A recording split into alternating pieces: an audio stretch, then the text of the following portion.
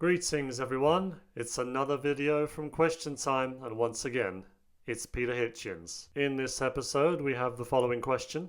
What do you think is the essential ingredient of GWB, general well-being? So that question is essentially saying what is the key to happiness? And ironically you'll notice the question is asked from inside a church. This is the government's proposal through the Office for National Statistics to measure well-being as alongside gross national product and all the rest of it. What do you think is the essential ingredient? We've only got a few moments, so I'll just go round the panel from left to right. But one of the things they say, are you satisfied with life, or are you satisfied with your husband?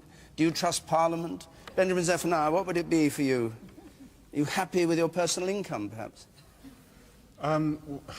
What makes me happy is breathing, and that may sound kind of crazy, but I wake up in the morning, I'm happy I'm alive, and I don't expect too much from this life. So the first answer is essentially a non-answer. Breathing makes him happy. Waking up every day makes him happy. I don't think breathing really makes anyone happy. Unless they survived a deadly illness from which they thought they were going to lose their lives, I really don't think breathing is enough. A lot of people who breathe suffer a lot and are quite miserable. But next up is Theresa May, daughter of an Anglican priest and an Anglican Christian herself, who has stated that her Christian faith is a part of her and a part of who she is. I think she'll mention God. Thank you very much.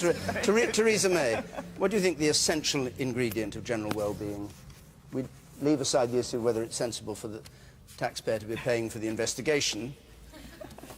I think the trouble is that something like this, you're always going to get a raft of things, because for any individual, it's always something different. But for you, power?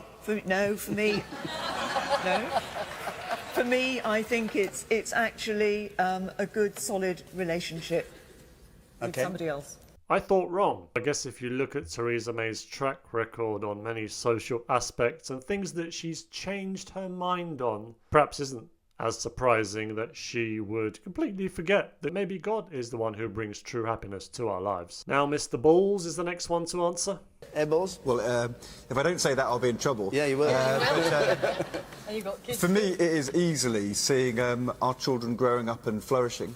And our obligation is to make sure that the world is fit and proper and fit for purpose for them for the future. But undoubtedly, seeing your kids grow up and develop is the most fabulous thing in the world. So he throws in children, and he's right. Children do make you happy, but there is a source that has made it possible for you to even have children. And no, it isn't your genitalia. Shirley Williams. The best things in life are free, so family, relationships, friends, and the countryside. Right. The countryside isn't down here, so we can add that. And we're about to see something else that isn't on there as a possible option, as Peter Hitchens essentially answers with the truth, the real thing that gives you happiness in life. Peter Hitchens.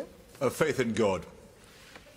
Well, that's not down here either. Thank you. I think it would be. BBC don't believe in God, but it's not the BBC. Now you'll notice after Peter Hitchens gives his answer that David Dimbleby starts to say it isn't the BBC. He's about to explain to him that this survey wasn't done by the BBC. This is not the BBC.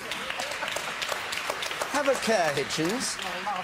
This is the Office for National Statistics, which maybe as we knew we get it, which maybe as powerful as the BBC. That of course doesn't make Peter Hitchens' point any less relevant, but indeed the survey was commissioned by the government working together with the Office for National Statistics. So if anything, it does show that the government doesn't believe that God should be one of the answers as to something that gives you happiness. But interestingly, David Dimbleby didn't deny what Peter Hitchens said. He may have stated that this wasn't a survey done by the BBC, but he didn't then say, it isn't true that the BBC doesn't believe in God, Peter, because it kind of is true. You can tell that just from the kind of programming you get. At the moment, we seem to be in the era of drag queens that for some reason the BBC is desperate to promote. Interestingly, the BBC was founded in 1922 by the Marconi Company, owned by Guglielmo Marconi, who was actually a Catholic, a convert from Anglicanism, and one of the things he did was set up Vatican Radio for Pope Pius IX.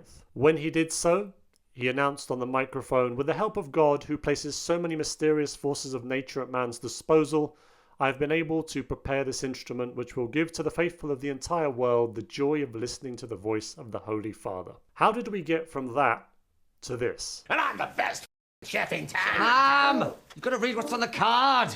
Sorry, Chick, I got carried away. Yeah, he's always ogling his auntie's boobies. Built like a vending machine. And remember, stay gay. Good night! The BBC has of course been involved in all kinds of scandals. The most well-known one is probably Jimmy Savile, who was responsible for all kinds of sexual abuse, and it was later revealed that a lot of people in the BBC knew about it and nothing was done. I have two young ladies. They look like a pair of bookends because they are identical, you see. And some weeks ago, my friend on the left here, I did say, it's one of my girlfriends. So she has something to say back, which is... This is my boyfriend. Oh, so she said it, you see. Good, you did well there. But another scandal that they've been involved in is this statue they have at their headquarters showing an old man with a beard with a little naked boy standing in front of him. This statue has caused a lot of controversy and has even been vandalized. And the reason for that is because it was carved by a man named Eric Gill, who had been sexually abusing his own daughters. But rather than take the statue down, the BBC have decided to restore it after it was vandalised. The same BBC who was happy to cover and even promote the taking down of numerous statues around the country of various slave owners, but for some reason they do not want to take this statue by this sexual abuser down. Here's an article from just last month. BBC unveils restored controversial statue by Eric Gill. A controversial statue carved by the sculptor Eric Gill has been restored and has been unveiled outside the BBC's London headquarters. Gill was among the most prominent sculptors of the 20th century, but after he died in 1940, his diaries revealed he had sexually abused his daughters, as I said earlier.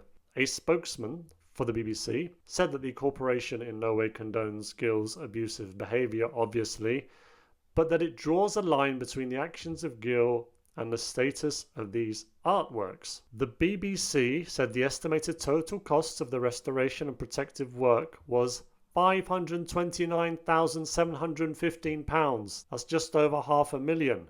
And it's understood that the cost has been covered by the BBC rather than claimed on insurance. But of course, where do the BBC get a lot of their money from?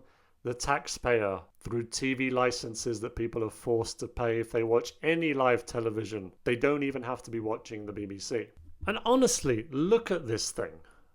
Does this really look like a statue so amazing that you simply can't take it down because it would be such a shame? It's a statue depicting Prospero and Ariel from Shakespeare's The Tempest play. Now, Ariel is supposed to be this kind of spirit who's working for Prospero, granting his wishes. So I don't know for the life of me why it has to be depicted as a little naked boy. But for some reason, that's the vision Eric Gill had, and that's what he put in front of the BBC headquarters.